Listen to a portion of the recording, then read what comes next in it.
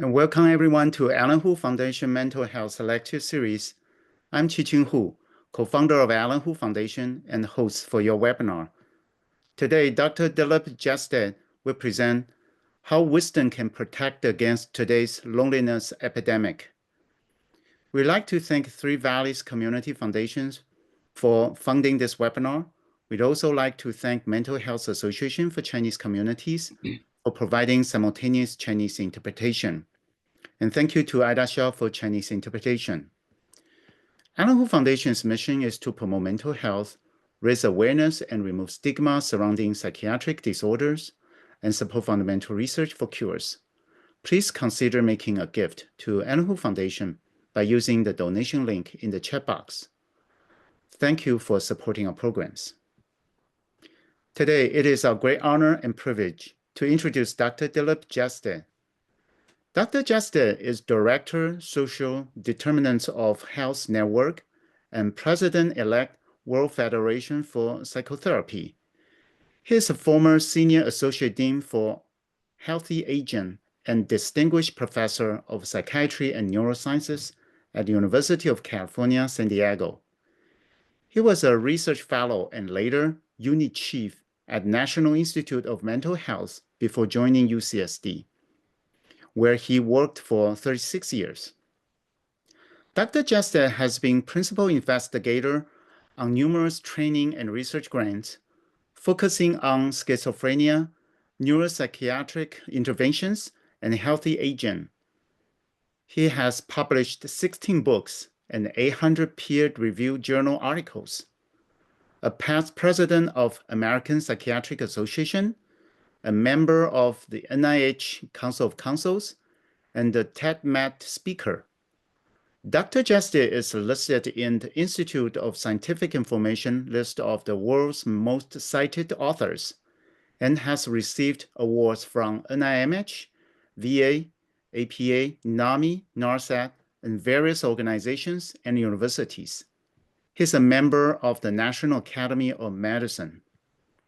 In this talk, Dr. Jeste will explain that loneliness is increasingly viewed as a silent pandemic in the 21st century. Loneliness increases the risk of physical and mental illnesses associated with higher mortality.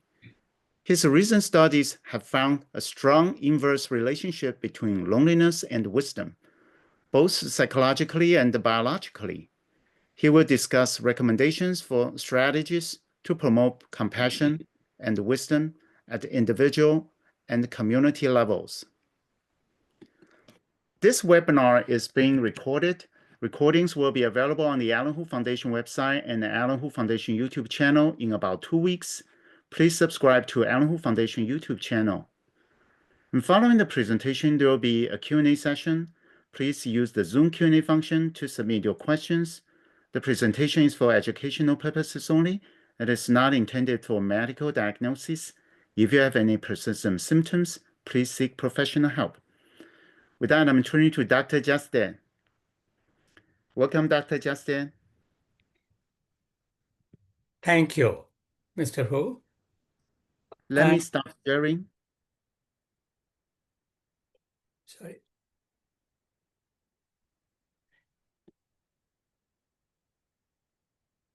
Thank you very much, Mr. Hu. I am delighted to be here. I admire and appreciate the wonderful job that the Alan Hu Foundation has been doing for the past several years. It's really important to have foundations like this which focus on improving the focus on mental health, reducing the stigma against mental illnesses, and promoting research in this area. So thank you, Alan Hu Foundation. So let me share my screen and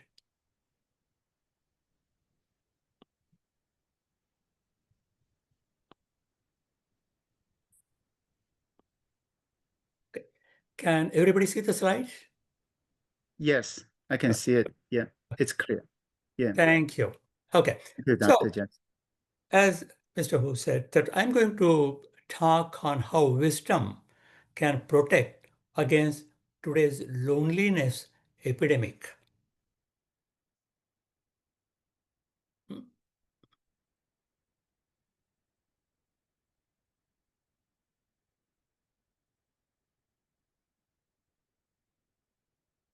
Mm,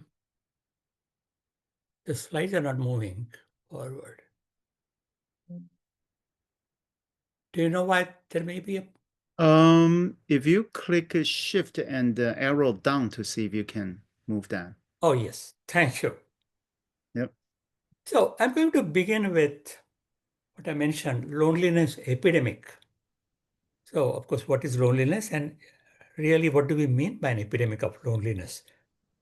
And then second part is, of course, what is wisdom? And I will present some data showing that wisdom actually is an antidote or vaccine for the loneliness epidemic. And that will bring us to the third portion, which is how can we enhance wisdom to conquer loneliness? So let us start with loneliness epidemic. Let us start with how we define loneliness and social isolation. These two things are obviously closely related, right? What is loneliness? Loneliness means feeling alone and distressed. That's important, that it is not just feeling alone, but it causes a lot of discomfort, anxiety, stress. So that is loneliness. Social isolation really talks about the social contacts. So social isolation means one does not have or has very few social contacts. So loneliness is subjective, how you feel, whereas social isolation is objective, number of social contacts, right? So that would mean that people who are socially isolated will all be lonely and vice versa. In reality, that's not true. One can feel lonely in a crowd. Think about a college student who lives in a dorm. There are 100 other students in the dorm, and also the student has about 500 Facebook friends. So he really is in the midst of so many other people, and yet he may feel very lonely. On the other hand, you can have a person in a cave or in some far remote temple or some other place. There are no social connection there for him, and yet he or she feels quite content, not distressed at all, in spite of being alone. So the point here is that loneliness and social isolation often go hand in hand, but not always. Sometimes person can feel lonely even when they're surrounded by people. On the other hand, when they're not surrounded by anybody, they may not feel lonely. There was a very nice book called Biography of Loneliness that was published in the UK. It was written by a British historian, Faye Alberti. And she has written that before year 1800, the word loneliness did not exist in English language. The word that existed was oneliness. So oneliness meant being alone. But there is a big difference between loneliness and oneliness, because loneliness just means being alone, and people who feel lonely, they often felt peaceful. It was kind of spiritual reflection. They felt that they were in touch with the nature or God, whatever. Whereas being lonely, as I said, is really feeling very distressed. So there was practically very little loneliness before 1800, after which loneliness increased. Why? So what changed in 1800? Industrialization. The society until then was more agricultural society. You know, there were small villages, small towns, And groups of people, the families, they work together. Once industrialization started, that really changed everything. Now, people started working much harder than they before, but they also worked on their own. Previously, in the agricultural community, these were large communities, big families working together. Not now. After industrialization, people started working on their own or in small groups of people. And that is what made loneliness worse.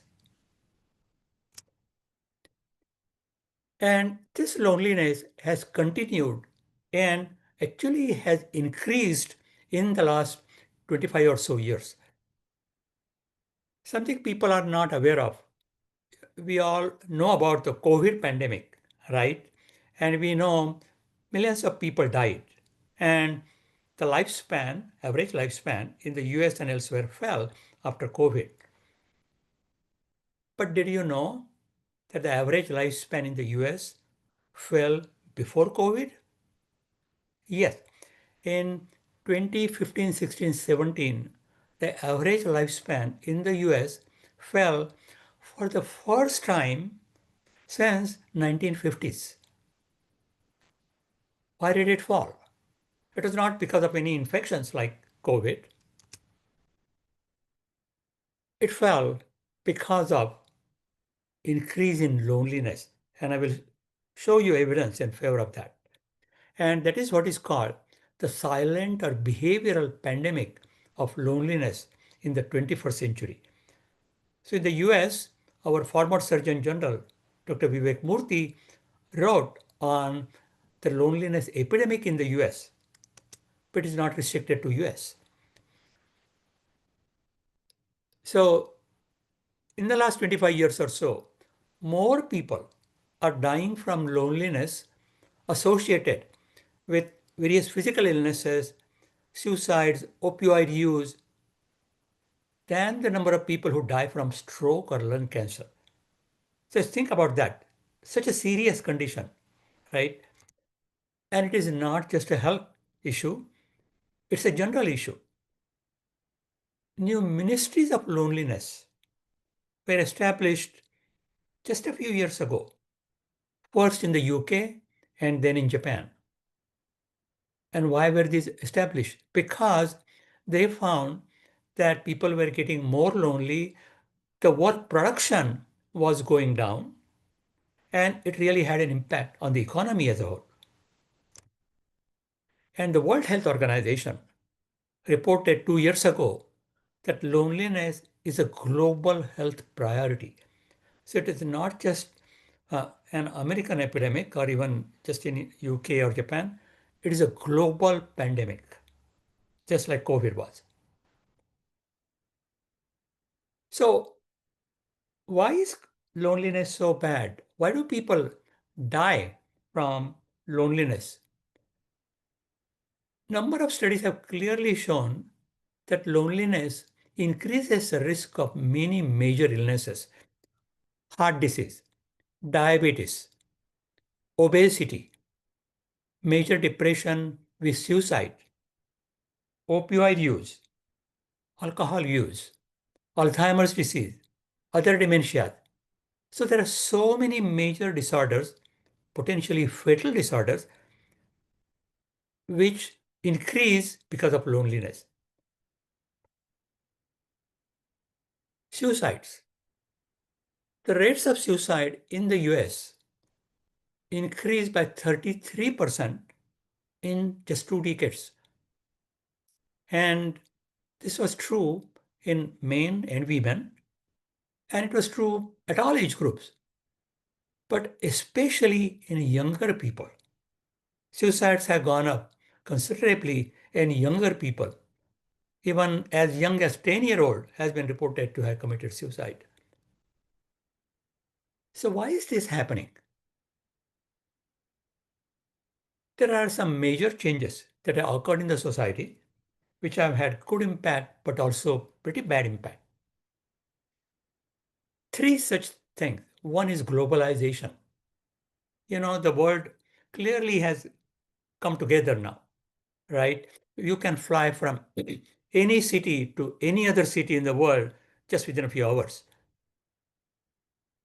And so we can actually communicate with people all over the world, right? That's nice. Similarly, technology. Technology has advanced so fast.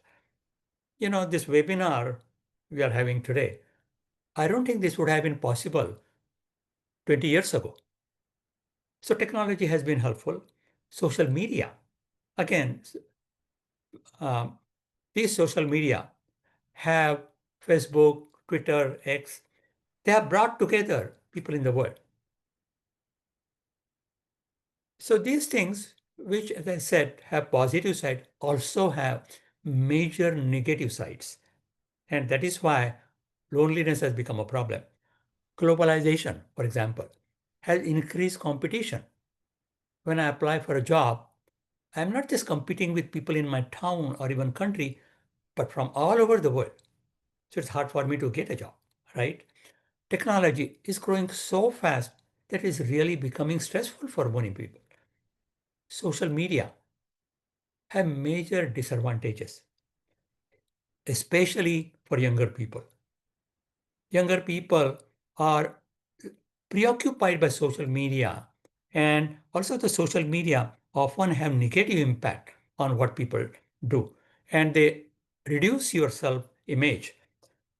So for all these reasons, these changes, globalization, super fast growth of technology and social media have made population more lonely because they don't want to connect with other people. They're afraid of doing that, many of them.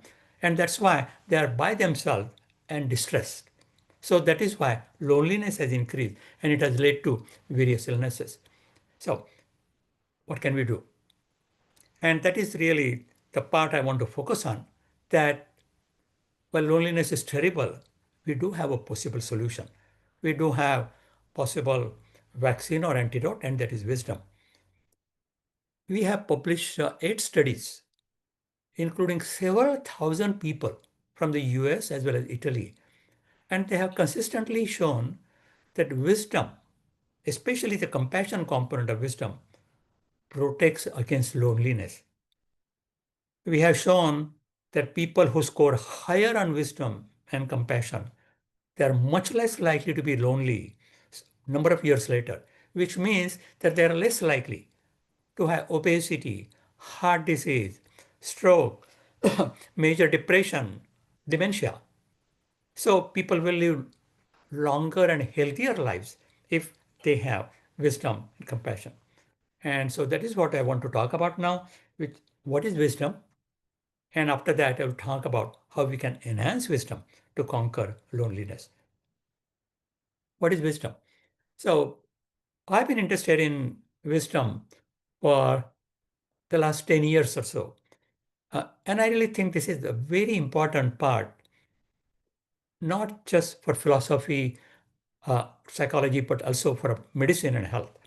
So we published a book called Wiser, which looks at the scientific roots of wisdom, compassion, and what makes us good. So what is wisdom? Wisdom is a personality trait. Okay. We know other personality traits like resilience is a trait, optimism is a trait, being social, asocial, that's a trait.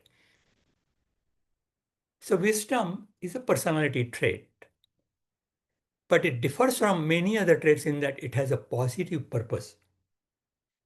It enhances a person's well-being, and not just individuals, but the whole society's welfare increases with wisdom.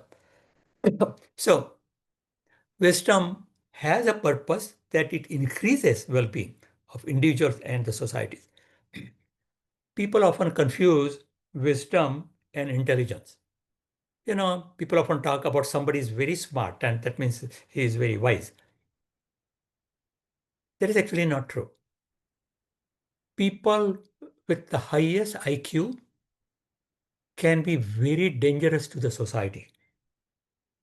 Some of the mass murderers, some of the terrorists are very intelligent.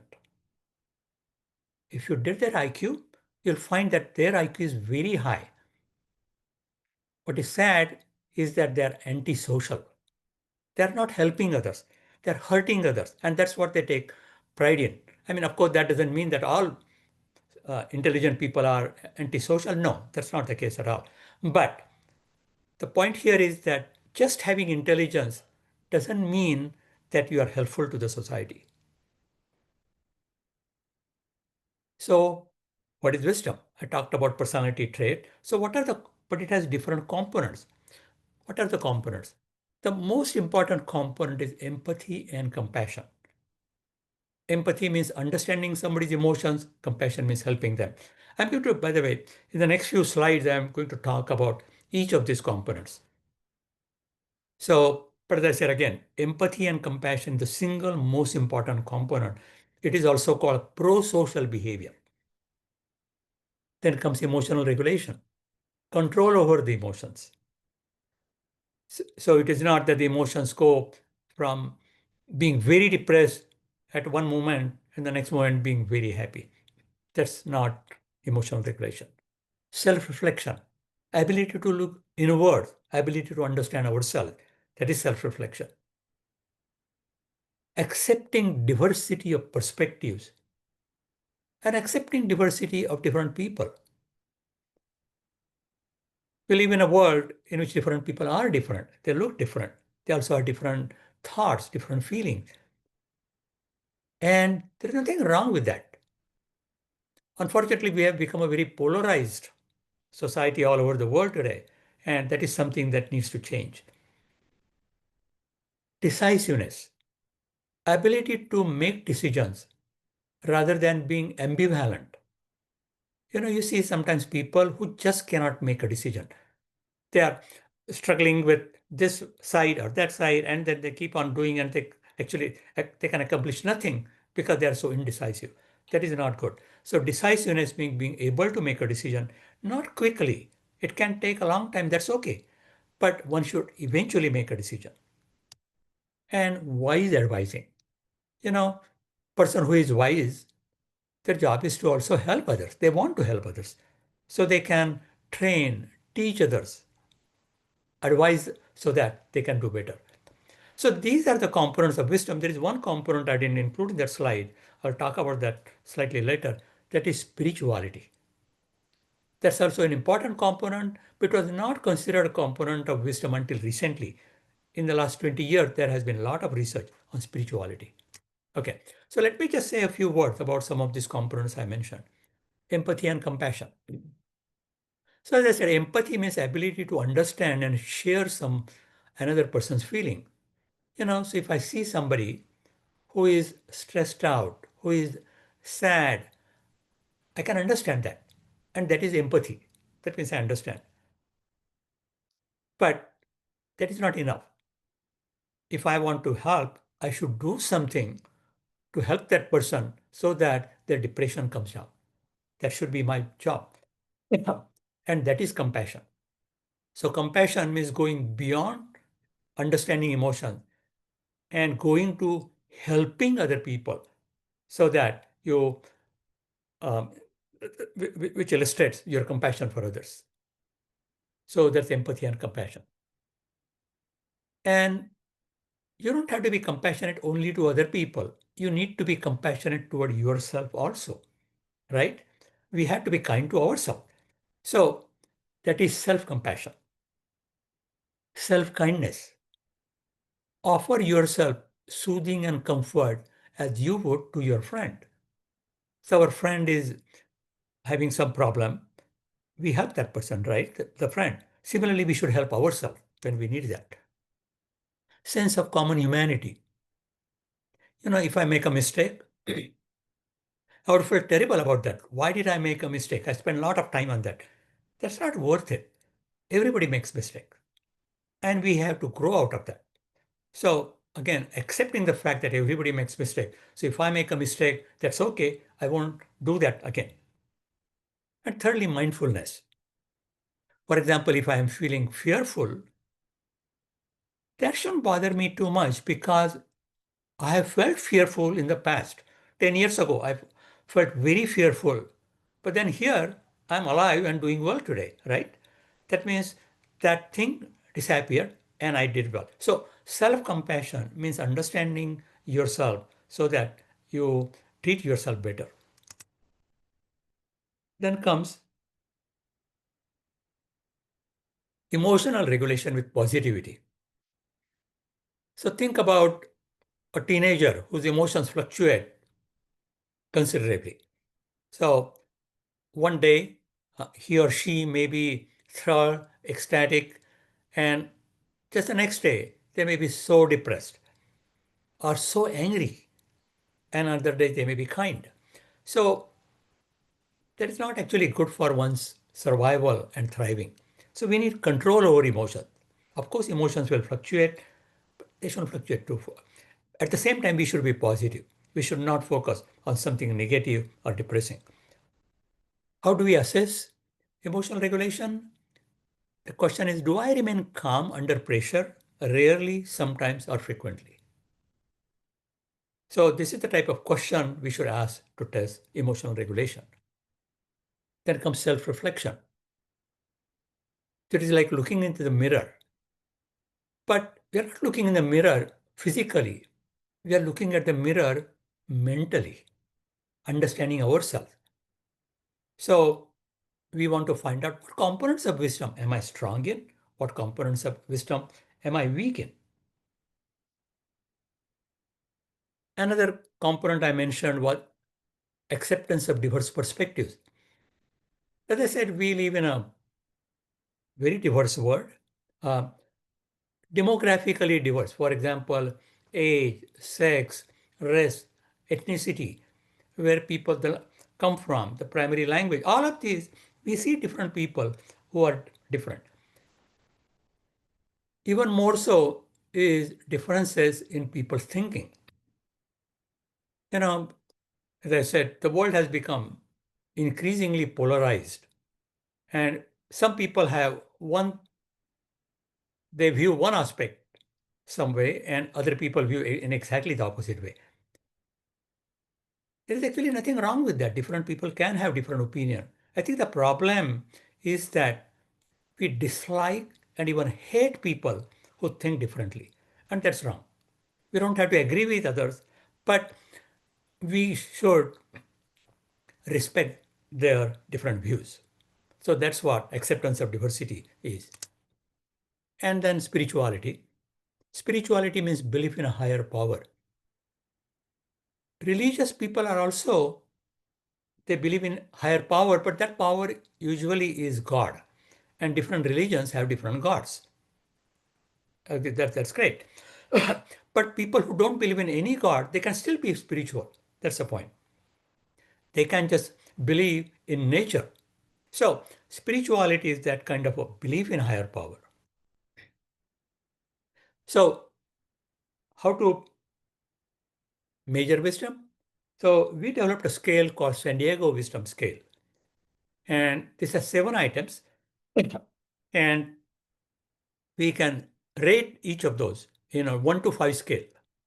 Examples of these items are: it is important that I understand the reasons for my action. So this is testing self-reflection. Another is I have trouble thinking clearly when I'm upset. That means I don't have emotional regulation because I get upset easily, right? So these are the types of questions that we can answer to understand how wise we are.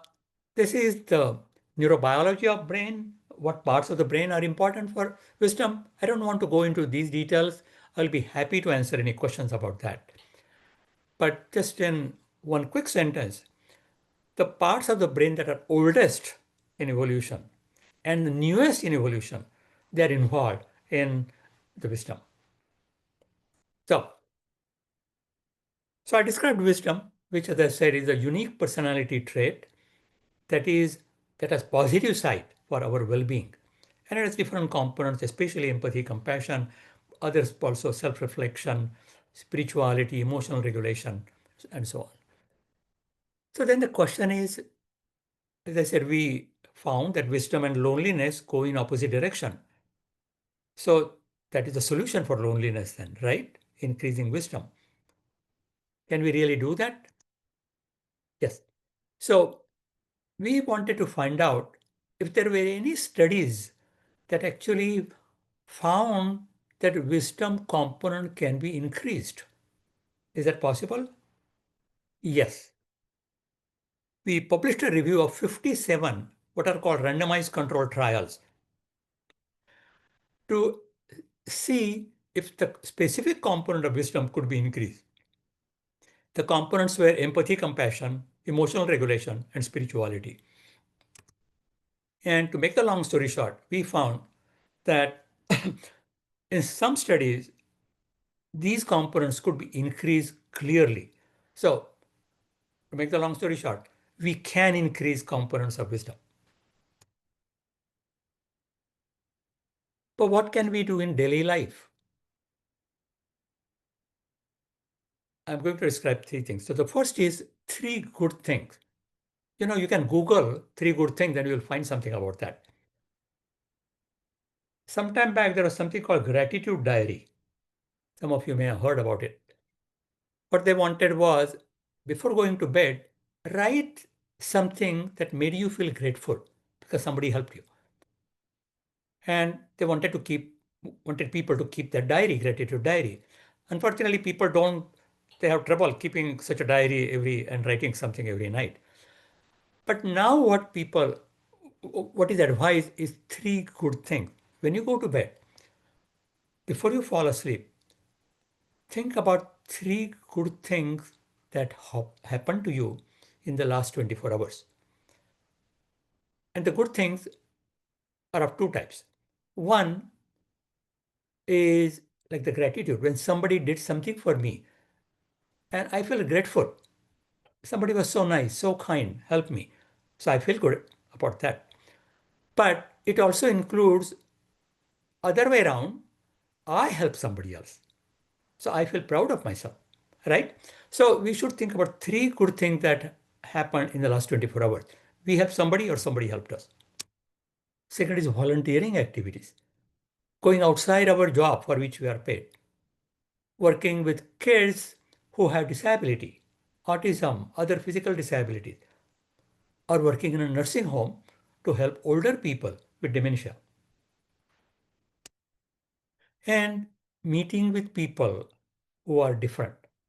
Again, as I said, that this diversity of perspectives is very common. And unfortunately, there is so much polarization of the world that it is increasing loneliness. That's the issue. This polarization is making loneliness worse.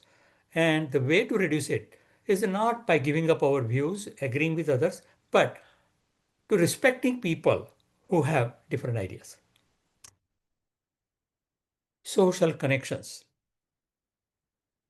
The single most important determinant of health and longevity is social connection. It is more important than hypertension, diabetes, um, heart disease, anything. Social connections are very important for our health.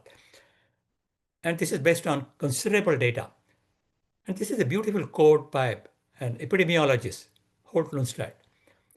Humans need others to survive. Social connection is crucial to human development, health, and survival. The evidence supporting this contention is unequivocal. There are perhaps no other factors that can have such a large impact on both length and quality of life from cradle to the grave. Another important thing is purpose in life. I'm sure some of you are familiar with this. Viktor Frankl, a Holocaust survivor, he published a book called Man's Search for Meaning. It's an amazing, brilliant book. And this is an important sentence there. He said, those who have a why to live can bear anyhow. If you have a purpose in life that is meaningful, you'll find ways in which you can tackle adversity. You can overcome adversities. But that is because you have a purpose, positive purpose for living for yourself and for others. So actually, Mr. Hu showed me a number of questions that people had asked, and I'm sure those questions will come up in the last 15 minutes. Uh, Number of those questions were based on how do we treat loneliness? In the sense, the questions were, for example, that I have a 19 or 20-year-old son uh, who is in college, and he looks like he's very lonely. What should I do? This is a very common question because loneliness, as I said, is becoming very common, and loneliness is killing people. So we got to do something about that. What should we do?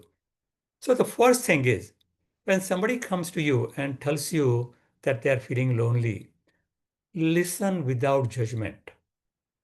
We should not immediately come to a conclusion that this is loneliness because of depression or something else.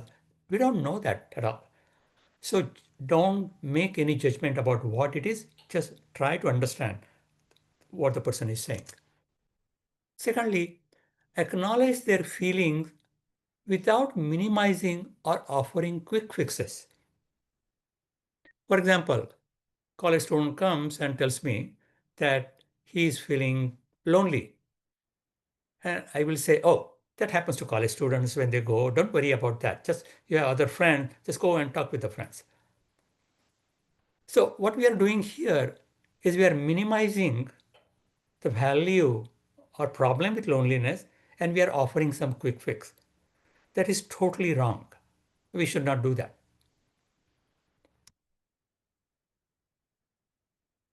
What we should do, one of is to try to explore the possible causes for this loneliness.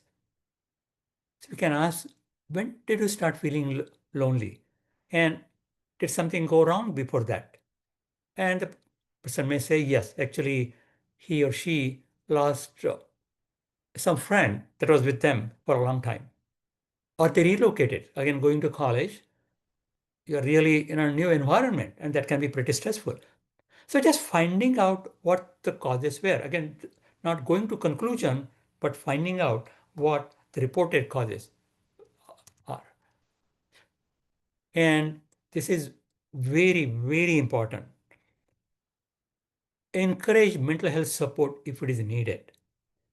If you suspect or if you have any doubt that the person may have a mental illness, whether it is depression, anxiety disorder, PTSD, whatever it is, if it is a possibility of mental illness, you shouldn't mess up with that person. We should immediately see that they receive mental health care, that they approach somebody who can provide mental health care, and that is really critical. Okay. One other thing we need to do when somebody reports loneliness is to find out how lonely they are. And there is a scale for measuring loneliness. Just as I was talking about wisdom scale, there is a 3-item loneliness scale. And somebody might say, oh, just ask how lonely do you feel? That actually is a wrong question to ask. That really doesn't tell us how lonely somebody is. So the question we should ask are, how often do you feel that you lack companionship? How often do you feel left out? How often do you feel isolated from others? So let us find out what the person responds in terms of hardly ever, sometimes, or often. And that is how we can assess loneliness, and we can repeat those assessments in a month, 2 months, 3 months, whatever. So that's the first step for dealing with loneliness. Next step, where we should start with somebody, and again, as I said, we are excluding people who have a mental illness. So we are talking about others, what the parent can do, somebody else can do, teacher. So start something small. Ask them to join some walking group, for example, or some class, or establishing one or two genuine relationships with their old friends, bringing them back, something like that. Another would be some purpose-driven activity, creative project. For example, if uh, the person is interested in arts, let's say, then they can go into some art project, work in a museum, uh, volunteering activities, mentoring, getting mentored as well as helping the younger people, for example. those in high school, for example. Healthy routines, exercise. We're not talking about massive exercise, but definitely some kind of exercise is very helpful, not just for physical reason, but also for mental reason, well-being. Spending some time outdoor is very helpful. So we don't spend all the time just watching TV at home. Can we use technology? And my answer is actually, in today's world, I will not recommend using technology for overcoming loneliness. However, the technology is changing rapidly. And I really believe, and I will talk about, actually I have a slide on artificial intelligence, and I will show you there. But I expect that in a few years, technology would have grown so much that actually the technology can help us even from the therapeutic perspective, but not right now. And finally, what do we go do beyond that? So we already have assessed that they don't have mental illness, and we started something small. Now what? Now we can actually expand the activities. So they can now spend clearly considerable time helping others because they themselves have been helped. They themselves have received compassion, and now they can give compassion to others. They can invite others to join your social activities. So now you are helping other lonely people, right? When I was lonely, I needed help, but now that loneliness is overcome, I can now help other lonely people. And I can even introduce new people to others. In the beginning, I needed help in being introduced to people. Now I can help others, right? So, so how we treat loneliness is really important when somebody comes to you. So again, I want to stress that. Start with not advising anything because we don't know much about that person's loneliness. So we should understand more about that. And if they don't have mental illness, we can help them initially on a small basis, then on a larger basis. So I talked about the machines and robots. As we all know, the artificial intelligence is growing very fast. There is no question about that. The intelligence is becoming super intelligent. You know, the problem is this though. I told you earlier that intelligence is not enough. We need wisdom. The people with the highest IQ are not necessarily good. Same thing with AI. We are talking about super intelligence and so on. That's fine. But what we need is not super intelligence. What we need is wisdom. And can the robots become wise? Again, they can, but it will take number of years. It's not going to happen now, today. But because of the large language models and the development that are occurring, I fully expect that maybe within 5 to 10 years, there will be machines that will serve as caregivers, assistants, coaches. The future machines will be able to understand and offer compassion, help emotional regulation. Of course, the machines will never have mind of their own. They won't have emotions, but they can understand emotions in the person. Similarly, they can promote compassion and accepting diverse perspective in the users.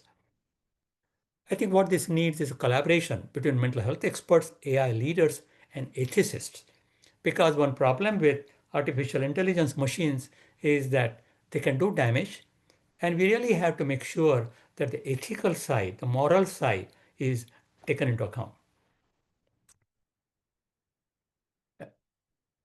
So until now, I've been talking about individuals, right? Individuals who are lonely, and then how can we make them wiser through compassion and other things, etc.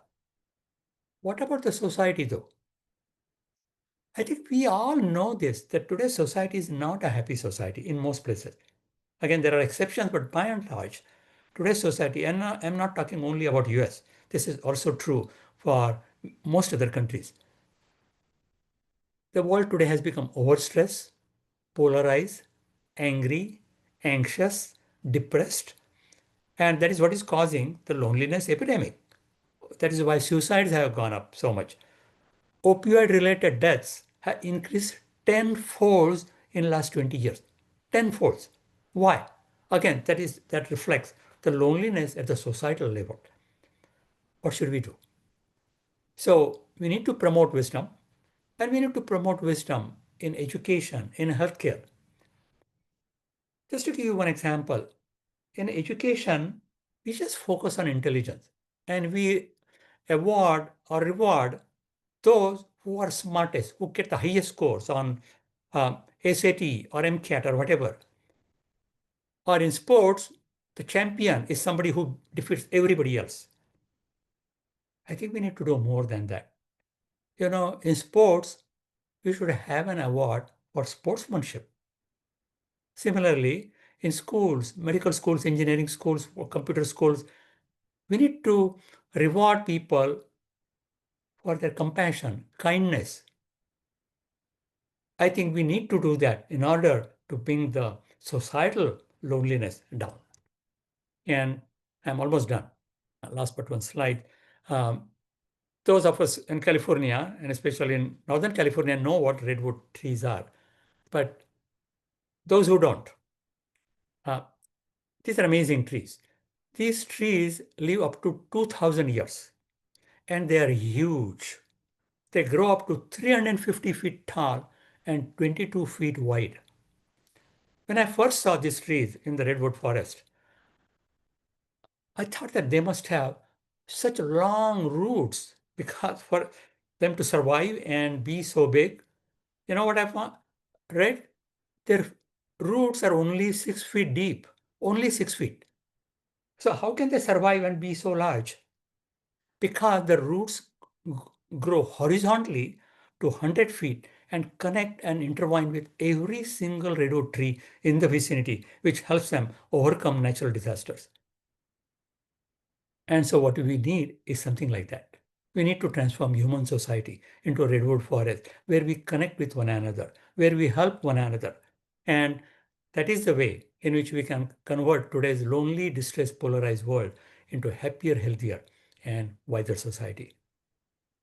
I'll stop here. Thank you for your attention, and I'll be happy to take any questions. So let me stop here. Thank you very much, Dr. Jeste, for the wonderful talk. Thank you. Yeah, now we are open up to Q&A. The first question, can we say that everyone has wisdom to some extent? Are there ways for everyone to enhance their wisdom? Very good question. As I said, wisdom is a trait, and every person has every trait. So resilience, optimism, social, whatever it is. So everybody has wisdom. The question is how much wisdom? So we vary in the amount of wisdom that we have. Just like intelligence. Intelligence is also a trait. And we all have some intelligence, right? But some people have very high intelligence, their IQ may be 200. Some have very low intelligence, IQ may be 40. Same thing with wisdom. Some people may have low level of wisdom. Some may have higher level of wisdom. But wisdom is a naturally occurring human trait, but the level varies a lot. And that is where the question comes in about how we can increase wisdom. And that's actually the positive side that, I may not have control over how much wisdom I was born with, but I know how to increase it, right? So that is why these interventions to improve empathy, compassion, so on, they're very helpful. So can practical wisdom be learned at any age? Yes, practical wisdom can be learned at any age. It has to be, of course, nothing is easy and nothing will happen in a day or two, right? So, because it means changing our behavior. For example, compassion, right? It means helping other people. And of course, if I go out and help somebody today, that doesn't mean my compassion has increased for that means my personality needs to change. That every time I need to look for people who need help, and then I go out and help them. So that is something that is continuous process, which takes long time, days, months, years.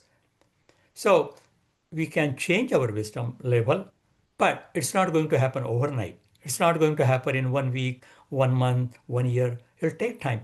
And also it is not going to change over. So certainly increase slowly. But that is what we should focus on. I mean, in a way, those of us who have kids, what do we do? When the 2-year-old, 3-year-old, they start fighting, we tell them that don't fight with your siblings. If you have toy, share the toy with your sibling so they can share their toys with you. So, of course, that won't change them immediately, but if we continue that, they will change. So, we can become wiser, but we need to be practical, and this needs to continue for a while. Mhm. Okay, so the next question, various reports note an increase in the estrangement of adult children and their parents. So what accounts for it? I'm sorry. The feeling of the separation and the physical separation, emotional separation between the adult children and the parents. There's a various report note this increase of this phenomena, and what accounts for it? Again, great question. Great question. This is a real problem. I think what has happened is, and there are actually strong data suggesting that this is indeed the case. In general, the relationship of the younger people, their family, actually has gone down in the last 30 years or so. And several reasons for that. One is the social media. Social media really have taken over the teenagers' lives. We all know teenagers who spend, uh, 15 hours a day with social media. And so their primary relationship is with Facebook, Twitter, X, and these various other social media, not with their real family, not with their real friends, but only with, and I think that is definitely one important reason. And then it becomes a vicious circle because if you only work with the social media and you ignore your family and friends, then they won't understand you, right? And so the relationship goes down, and the parents don't even know what to do. So it is a common problem. It is getting worse. And I think that's something that, again, the society needs to handle. Social media have pluses, but they also have minuses, as I said. So what should we do? What needs to happen is we need to bring them closer together. So the parents, again, there is no simple solution, but the parents need to work with the teenagers. The parents shouldn't go and just criticize the teenagers, saying that, oh, you don't know what to do, and you're just hung up on social media. If you say that kind of a thing, they will get even more angry at their parents, and this will only increase, right? So you can say, I know that you are spending so much time, and I can understand that because your other students, they are also doing something similar, but that's actually not good. That's not good for you. And then let us see how we can do. So let me offer you something. So the parents should offer some nice things that they can engage in that are of interest to them. So, so these are things that understanding the other side, where they are coming from, and not criticizing and devaluing them is really important for the parents. And so we can see some of the teenagers who are actually working well with their parents and who are not using social media that much. You can say, okay, maybe we can make friends with those and see how we can improve. So, so my point here is that this is a problem.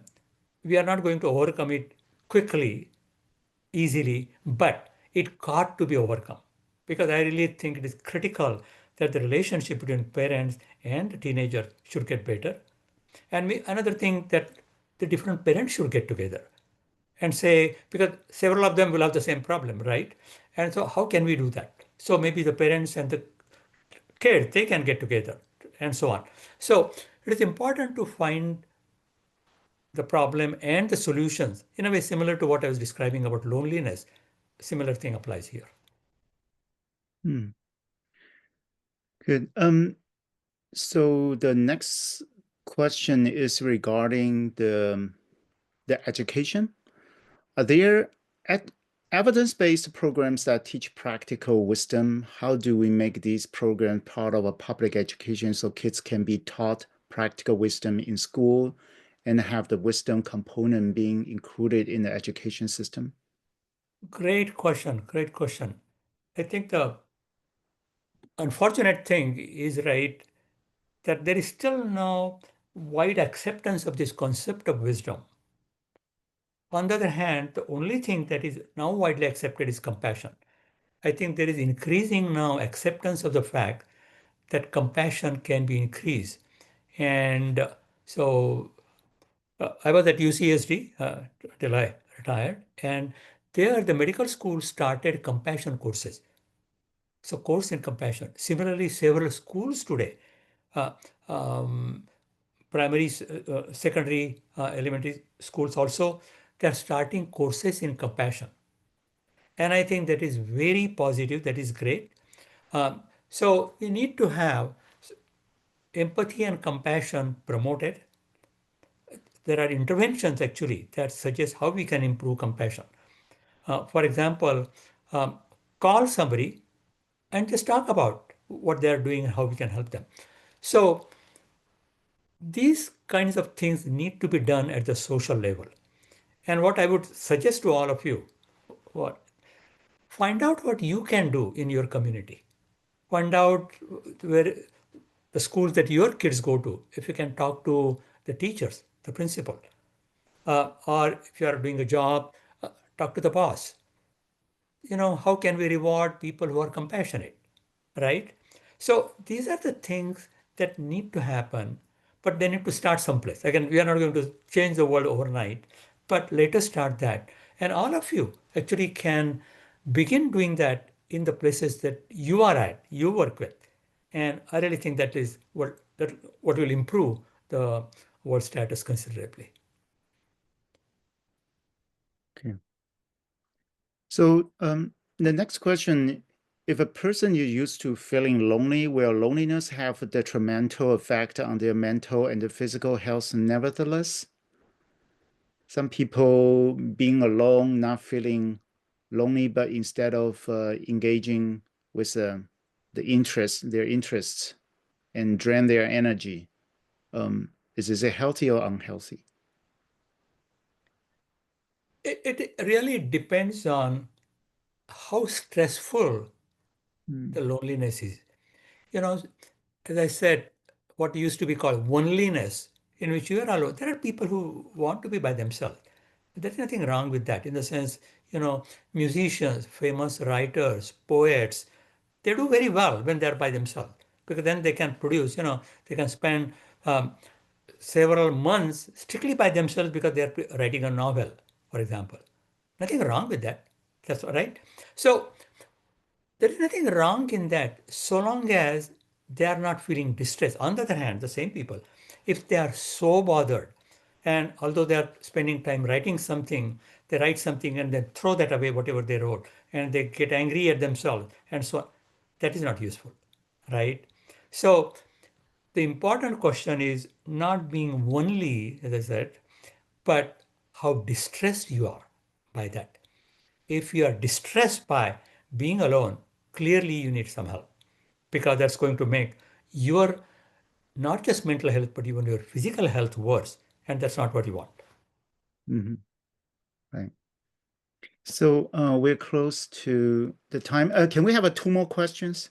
Sure, Yeah. For those people with autism may not have ability to have close relationship with others, how can we help them to build the wisdom for them to overcome the loneliness? sure. Again, very good question. And it's a real question. Yes. So, one thing to remember is that autism is not one entity. Autism, this is the different types of autism, different severity of autism that is there. And some kids with autism, they're actually very compassionate and helpful. Others are not. But to answer the question, I think what is needed is not to have high expectations which they may not be able to meet because it is really related to their brain functioning and brain structure. So if they can't do something, let's just calm down. Let us reduce our expectation. They're not, their brains are not fully normal, right? So they cannot do everything that we can do, correct? So we have to be compassionate about them and not expect them to immediately learn compassion and be compassionate to others. At the same time, even people with even fairly severe autism, as they live longer, things get better.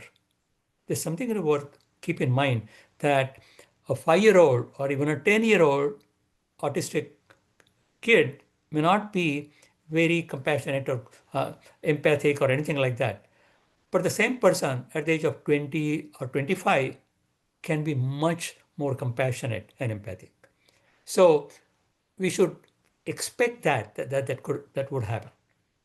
And so that's what, so we should do the best we can Mm-hmm.